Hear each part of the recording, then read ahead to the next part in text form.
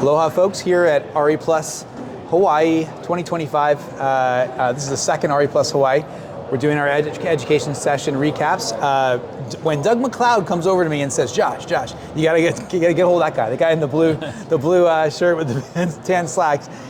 This is Brad Rockwell from KIUC, Yep. Kauai Island Utility Cooperative. We're always excited about all things KIUC, and we have been for many years. We've had a number of your staff and the president, CEO on the Solar Coaster radio show and podcast over the years. So I understand that you just came out of a session. How was the session? What did you think of the experience? It was good. Yeah, we did a quick talk on sort of myself and Ken Aramaki from Hawaiian Electric Company.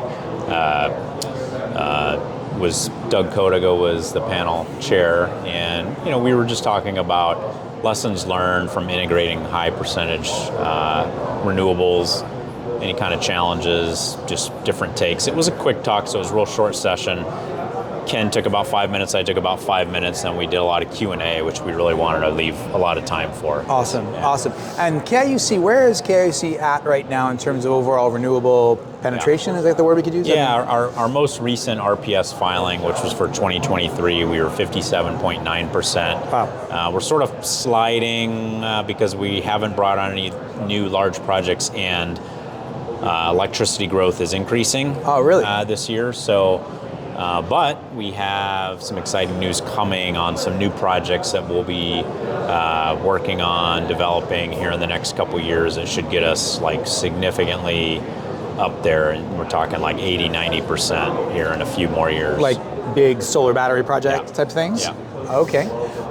Now, of course, pumped storage hydro was kind of the big talk of the town with KIUC for many years, but that changed, right? Yes. And what Doug recommended that I ask you about specifically was this concept you have about firm and kind of a spectrum of firm and intermittency, which sounds like a lot of people aren't really thinking of it that way. So can you kind of frame that for us? Yeah, and I think I have a unique perspective as sort of the guy who has to make sure the grid, the lights stay on. You'd think of anyone, I would be the one who knows what's firm and what's not. And so I can tell you that my solar and battery projects are extremely firm. They're on the right side of that firm-like spectrum, I like to say, because things, and one of the points I made in the session was there isn't firm and non-firm. It's sort of a range, because it's not I don't binary. care, even the most reliable conventional unit has to come down at some point.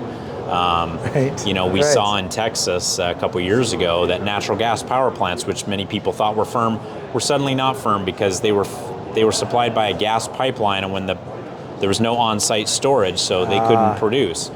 Also, during that time, the wind farms weren't producing, and some of the solar farms. So, That's so great. I love it. So for us, we have.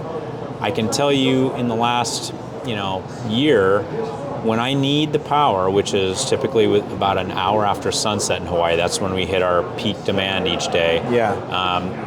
My solar and battery projects are there, pumping out power to the grid. Hitting that duck curve right there. Yep. So they're pretty firm as far as I'm concerned.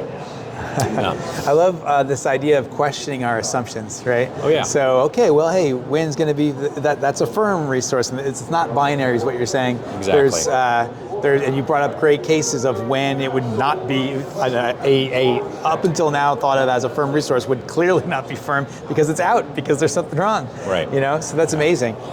So you're at 60%. Oh, what'd you say was the number again? 63? 57.9 as of 2023 for RPS. And you got big projects coming online in the near term. You're going to announce. You said, what's your forecast for? You say 80% or something. How long are we talking about? Yeah, 2028, 2029 timeframe. We should be in that 80-90%. I mean, it kind of depends on what's the load growth going to do in the next few years. Yeah. What are other projects going to do?